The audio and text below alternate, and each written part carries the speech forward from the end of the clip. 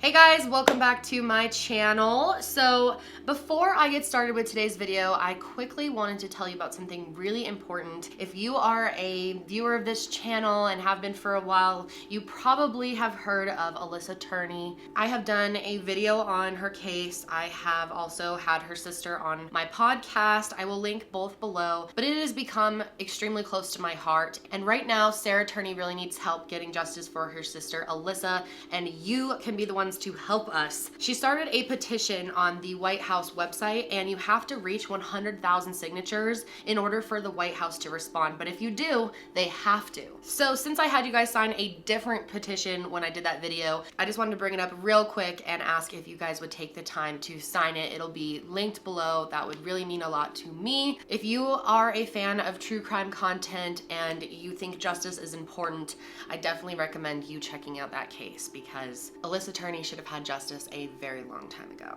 However, the case I'm going to be talking about today is also, in my opinion, a major misjustice. This case is absolutely bizarre. I can't believe things went down the way that it did, and just looking into it was one of the most frustrating and angering processes I feel like I've ever done when preparing for a video. This case truly blows my mind. I can't wait to hear what you guys think about this one, although I have a pretty strong feeling I know how most of you are going to feel about it once I get into it. Today we're going to be talking about Rhonda Casto and Stephen Nichols. So let me tell you a little bit about Rhonda first of all. So Rhonda actually, as you can tell, is beautiful, and she actually was a model. She lived in the Portland area, and she was known by her friends to be very sweet, very caring, really fun, very outgoing, was known to bring, a light to any room, was just a fun person to be around. Back in 2005, Rhonda's mom ended up finding a Craigslist ad listed by a man named Steve Nichols for a bedroom in his 3-bedroom condo. He said he was a recently divorced man and he needed help with rent, so they decided that it would be a good fit for them because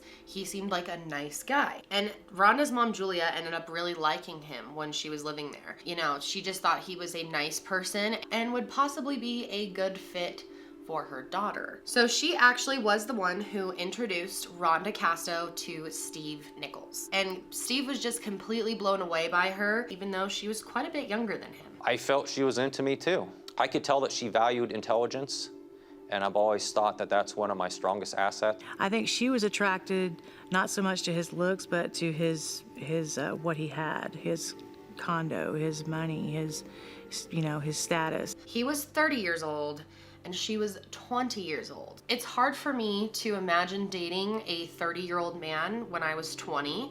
Not to pass judgment on anyone else who dates. I don't really care how old people are when they date, but I do feel like in a relationship like that, when there's a 10-year age gap and a major gap in maturity, that there could be some abusive kind of almost parenting coming from one of the people, the older person in the relationship in some circumstances. And that's what really kind of starts to happen with Rhonda and Steve. When they started dating, Rhonda was absolutely showered with gifts from Steve, actually. Eventually, Steve actually bought them a brand new 2-bedroom condo, and the two of them by themselves moved into that. And then 3 years later, they actually had a daughter named Annie. And people around Rhonda, most of the people around Rhonda, say that she truly loved being a mom, that it was a new light in her life, that she was feeling inspired as a mom. She just was thriving as a mother. And one thing that Steve and Rhonda really had in common was their love for the outdoors, and they spent a lot of time outside together. They lived in Oregon, which is a gorgeous state and a great place for outdoor activities like hiking and camping, kayaking, stuff like that. Now, when you look at their life together,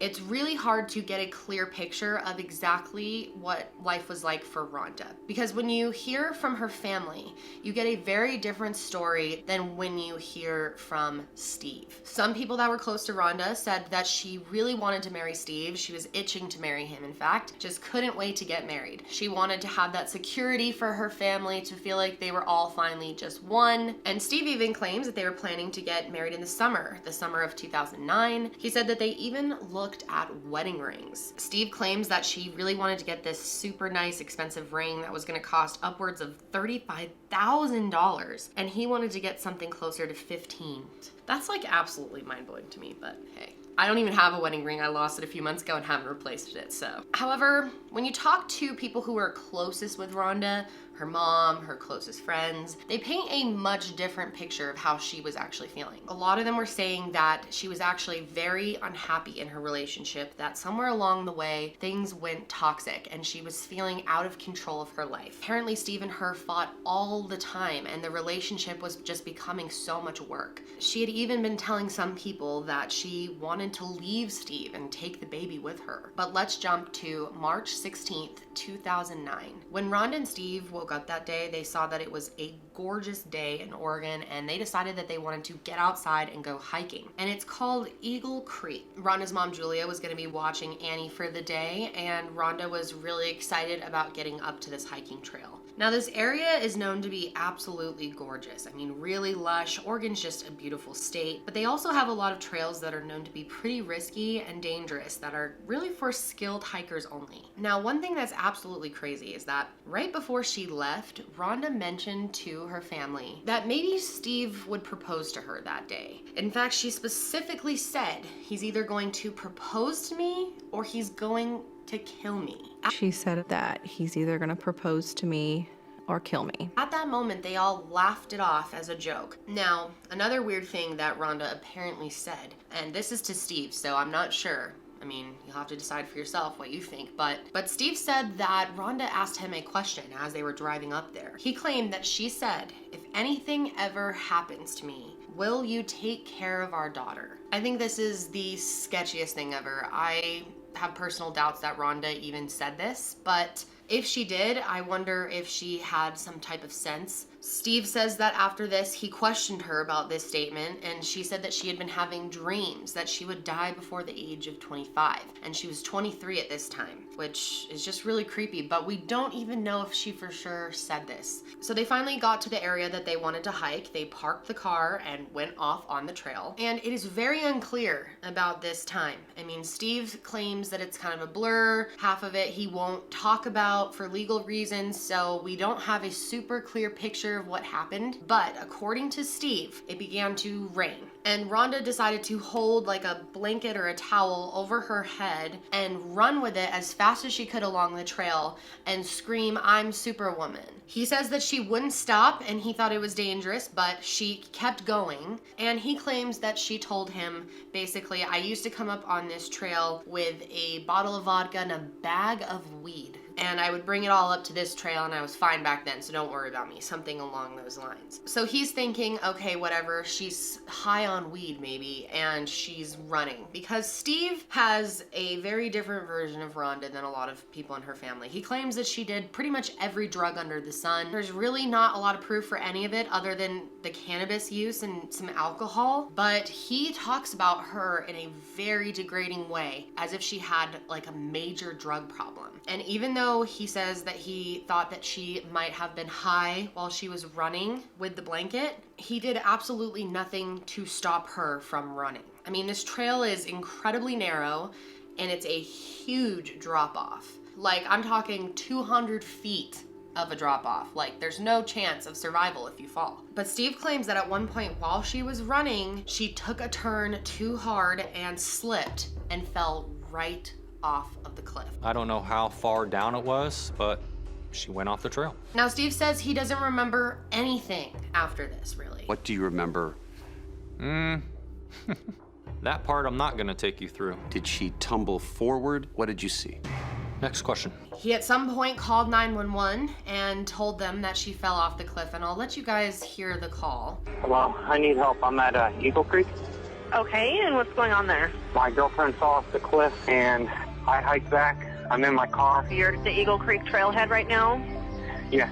I'm very curious to hear what you think of the way he was talking on the phone. I mean, it's so hard because, of course, everyone deals with grief differently, yes. But I do think it's something that you should factor in when deciding if someone should be a person of interest. And I feel like that phone call was very strange. And Steve claims that he doesn't even remember making the 911 call. He doesn't even remember how he got back to his car to make the call. I don't remember a lot, actually, during that period. He basically told the 911 operator that he spent an hour or so hiking down to get to her and then realized that she was dead and it was too late. What were you thinking at that moment? Get to her. Did you think she had survived and you would save her? I didn't have a clue. But then he also said he stayed with her for an hour trying to give her CPR. He said he was cold and wet because he had fallen into a river and he had hypothermia. So by the time that all of this happened and the police finally arrived, it was 6:30 p.m. Police started questioning Steve about what happened and he told them the same story that he told the operator. However, police say that he was very matter-of-fact about the whole situation and wasn't showing any type of emotion whatsoever. Police said that he seemed most concerned about himself and the fact that he could be dying of hypothermia. But then there was one final detail that Steve eventually added to the story that absolutely blows my mind. Steve says that once he finally hiked down to Rhonda and realized that she was dead, tried to give her CPR and all of that he was so cold that he decided to rest his head on her body, right onto her chest, and that's where he fell asleep. There was nothing there. She was dead, and just fell asleep on top of her. You fell asleep? Yeah, I was so tired and so cold. I just didn't have any energy left, and I put my head on her chest, and I fell asleep. He says that he eventually then woke up, and that's when he decided to go to his car and call the police, and that's why it took so long. And I know everyone deals with grief differently, of course, but falling asleep on someone who just died seems like probably one of the weirdest things I have ever seen a person of interest do in a case. As soon as people heard this and just looked at his story as a whole and started putting it together, red flags were definitely raised about Steve. Could he have done this? Would he have wanted to harm Rhonda? When did you begin to think that something had gone wrong? That night when I tried to call her and I couldn't get her, she loved Annie so much that I just figured she would call and check on her, you know? And then when it got later and later, I started thinking, what's going on? Why aren't they answering? Why doesn't she answer her phone? I was just totally shocked. I couldn't believe it.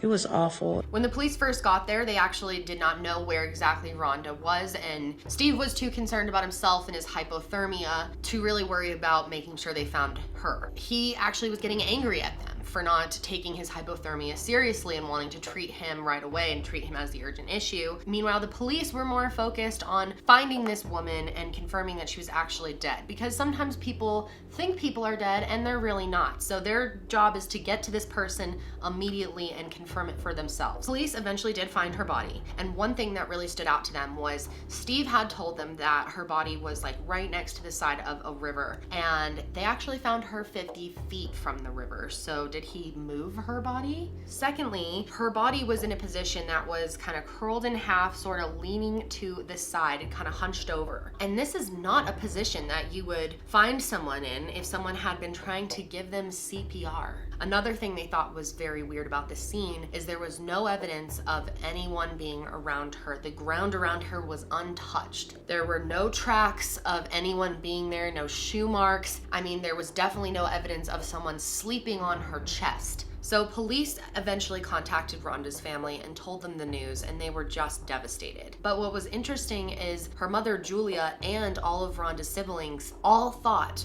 immediately that maybe Steve had actually pushed her. Police went to Julia's house to talk to her to see if they could try to understand the situation better, get as much information as they could. And the weird thing is Steve all of a sudden just shows up there after being in the hospital. He said that he came to pick up Annie, their daughter, and he definitely wasn't getting a warm welcome. I think he was starting to kind of sense the tension, starting to feel guilty and wig out a little bit. So this is when he got mad and he ended up telling the police that he actually had planned to propose to Rhonda on that hike. So police ended up asking, if you were going to propose to her, then where's the ring? And this is when Steve said, must have fallen out on the hike. Very convenient. So police weren't sure what was going on, but they, I think, sensed that all of this was very sketchy, and they said that it would be best if Annie stayed with her grandma for the night. So a few days later, the autopsy results came in, and it said that the injuries were consistent with a fall. Not some type of head injury or blow from somebody else, from someone attacking her. There was no sign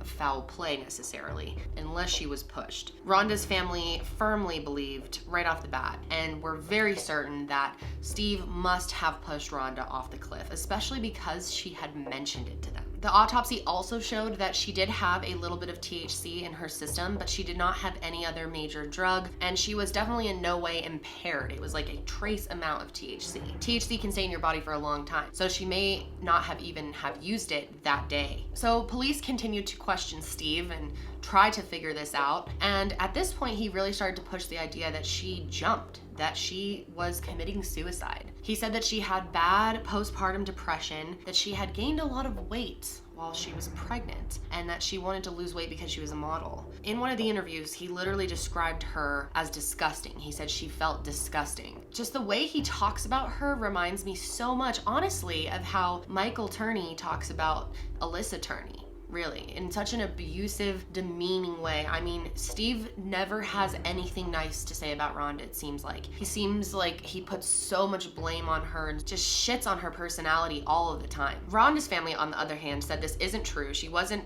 suffering from depression. She had anxiety, but she was on medication for it. They said that she was in no way suicidal and never had mentioned it to anybody else. So then 10 days after Rhonda had passed, Steve filed a claim for her life insurance policy. Now, Rhonda was 23. A lot of young people don't have life insurance policies. Why did she even have one? And this was a $1 million life insurance policy. And this is when police found out that Steve had taken this policy out only a few weeks before she died. And he claims that she wanted it and that they each took out a $1 million policy on their lives. So bizarre. Who, when they're 20 years old or 23, 22 years old, gets an insurance policy for $1 million? Who does that kind of stuff? Who goes hiking in the wintertime in Oregon? When you have a dead person's last words being, he's either going to propose to me or he's going to kill me, that's pretty damning. So police obviously are like, why the hell are you pulling out a policy that large on Rhonda? And this is when Rhonda's family told police that a few years ago, Steve had somehow lost a large amount of money, and they believed that this was his way of making that money back. Rhonda's family started cluing the police in about all the fights that they were having behind the scenes, all the things that they were telling them, and multiple witnesses were telling them this, you know, friends. Her family said that at one point he even pushed her down a flight of stairs, and there were pictures taken of the bruises on her back. But Steve claims that those bruises are from a shoulder surgery. Right before they went on their hike, they had a little scuffle on the stairs, and he put some bruises on her back, and she took pictures of them in the mirror. So even though there was no direct evidence that Steve had done anything to Rhonda, police are definitely feeling like this guy is sketchy, this is weird. Who takes out such a huge life insurance policy on someone so young? His whole story didn't make sense, especially about falling asleep on her body. It just wasn't looking right, and I'm sure most of you feel that way. So police started diving more into Steve's past, and they found out that he had actually been married before, and not only was he married, he also got in a ton of altercations with his ex-wife. According to deposition transcripts, his ex-wife was literally strangled by him at one point, and she also accused him of trying to push her off of the balcony at their old apartment. She claims that the nanny saw him trying to do that and was able to stop it before she was killed. So obviously that is a huge red flag. Now, despite his ex-wife filing a police report, Steve was never charged with anything. Steve completely denies everything that his ex-wife says and said that he never tried to hurt her. So a few months went by and nothing was really going on in the case until finally Julia came forward with some major information. It turns out that Steve and Rhonda's younger sister, Melanie, actually started an intimate relationship years back when Melanie was only around 15 years old and Steve was around 34 at the time. Julia says that Melanie had told her mom this and that for a while she didn't believe her. But after all this happened, she decided to report it. She actually thought that Melanie was making it all up to try to break up Steve and Rhonda. So sounds like a really toxic situation, to be honest. I just can't imagine not believing my daughter. I'm sorry. I feel so bad for this woman. She clearly has so much pain about what happened with Rhonda, but like, don't see how you wouldn't believe your daughter if they said someone sexually assaulted them. That's really unfortunate. Now, Steve admits that this really did happen, and he says that he regrets sleeping with Melanie. But because of this, Steve could definitely now be charged with statutory rape. And this is absolutely bizarre. But Melanie claims that Steve actually came to her after Rhonda died and said that Annie was still at the age where she really wouldn't remember Rhonda, and that Melanie could slide right in as her mom pretty much, and the three of them could live their life happily ever after together. This guy, next level psychopath. So Melanie obviously is like, no. So she goes to the police, and they decide to set up a sting operation. And the point of this is to try to get Steve to admit what he's done over the phone. So Melanie ended up calling Steve while police were recording, and they started talking about their past times together. But despite her efforts and trying to get him to admit that he did something to Rhonda, he never said anything, and the call didn't really help the case move forward in any way. So for the next 2 years, there was never any major leads, there was no new evidence, and the case pretty much came to a standstill. And it was at this point that police unfortunately had to tell Rhonda's family that they were not able to file charges against Steve for the death of Rhonda. They just simply didn't have enough to charge Steve with murder. So Steve ended up getting full custody of Annie, and not only that, he made the decision to never let her see Rhonda's family again. In fact, at this point, Steve decides to move to China. He said he wanted to get away from everyone, clear his head, and focus on his daughter. He said that he was just really depressed from losing Rhonda, and he wanted to take Annie and start a new life together and get a fresh start and outlook on life. So from the time that Annie was about 1.5 years old to the time that she was 4 years old, she had no contact with Rhonda's side of the family at all. Then in 2014, a new DA came into office and decided to take a second look at this case and just kind of look at all the evidence against Steve again. The DA ended up creating a secret grand jury, and they ended up indicting Steve for murder in a huge twist. But because Steve was still living in China at this time, they weren't able to arrest him, so they actually had to make a plan to trick him to come back. They told him that there was a problem with Annie's visa and he had to come back to Oregon to fix it. And he actually fell for this, and they flew back to the United States. And when he got to the San Francisco airport, they said that there was some type of problem with his bag, and they actually ended up bringing him into custody. He was charged with both first-degree murder and for his underage activity with her sister. So during the pre-trial, the judge ended up ruling that all of the evidence related to Steve's previous marriage, where his ex-wife said he tried to push her off the balcony, was completely unable to be used in this case. They said that the jury would be too persuaded by the evidence, but that's the point, dude. So the prosecution decided to create a simulation of what they think happened to Rhonda. They got a life-size dummy that was about the size of Rhonda, and they went to the exact spot and just started pushing her off in different ways. Are we gonna get photos of the body down there, close-ups? Are they ready down there? We're recording. Okay, ready? 1, 2, 3.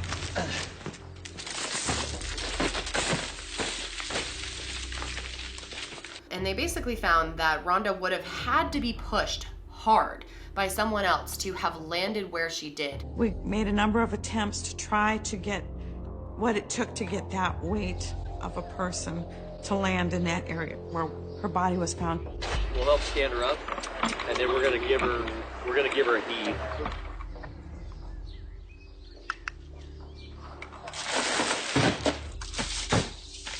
What's the conclusion? The conclusion was it required a hard push to get the crash test dummy at the point where she came to rest. However, the defense hired their own forensic expert who claimed that when you use a scientific formula, that he was able to calculate that the prosecution's claim about her not being able to have gotten that far without being pushed was just inaccurate. And he said that they could be off by as much as 50 feet. So this is when the judge decided that they shouldn't even hold a whole trial because there was just not enough good evidence. So instead, the judge asked the prosecution to just offer Steve a plea deal. I got a call from Carrie Rasmussen, the prosecutor, and she slowly told me the news about him taking a plea. I just said, I was screaming on the phone to Carrie, no, you can't do this. Please don't plead out. And Steve decided to take this plea deal. So basically, first-degree murder charges were dropped, but he had to plead guilty to negligent homicide. For years, the district attorney's office has believed that Mr. Nichols is responsible for the death of Rhonda Casto. But this case is not about belief. It's about the facts that can be presented to a jury at trial. What is your plea to the charge of criminally negligent homicide? Guilty. And to the charge of coercion? Guilty. He said that he does not actually agree with it. He simply just took the plea deal to not go to jail like anyone probably would. They basically argued that if he really thought she was tripping on drugs and running around, then he should have intervened and tried to save her life if she was out of control. And that's why he got negligent homicide. He also had to register as a sex offender for what he did to Melanie, and he took a third-degree sexual abuse charge for that. And the judge sentenced him to 14 months, but he had already been in jail for 14 months during the parole period while he was waiting for his trial, so he was actually released on parole. So obviously Rhonda's family was just absolutely outraged, and so were people in the community. I mean, they were disgusted by the result of this. Steve still says to this day that he has nothing to do with her death. Accident or murder? Murder. Murder. From a mother's heart and mind, you are certain of that. I am 100% certain of that. He's evil. He's totally evil. In March of 2018, a judge terminated Steve's parental rights to Annie. She now lives in a foster home, and her mom's life insurance money is actually saved in a bank account for her. Annie will eventually get this money when she is 18. This is just, to me, another huge injustice, and these cases make me so angry. I can't believe the things that some people get away with. I mean, I truly feel that Steve did this. I mean, the way that he talks about her, his story just doesn't add up. The fact that Rhonda had mentioned being afraid that he would push her off the cliff, or that they were having all these problems in their relationship, just, I hate the way this ended up. I feel absolutely terrible for Rhonda's family. I can't imagine how you would feel to let this guy just get away with this. I mean, one thing that makes me feel good now is that Steve says he's lonely. He has no friends, no one in life, and he just is depressed and lives this lonely life. And I wish him the most miserable existence of all time. My heart goes out to Rhonda's family and to Rhonda. It drives me crazy not knowing her side of the story, because you hear a bunch of different versions of what was going on in her life, but no one can just ask her. And that's such a bummer, that when you pass away like this, when someone takes your life, that you can't speak for yourself. It drives me absolutely insane thinking of all the things that she'd probably want to say today. I really want to know what you guys think of this case, so leave me a comment below and tell me your thoughts. But that's it for me today, guys. I hope you're having a great day. Be sure to subscribe and hit the notification bell if you haven't already. I need to remember to say that. I am the worst YouTuber ever. I never remember that, but be sure to do that, and I will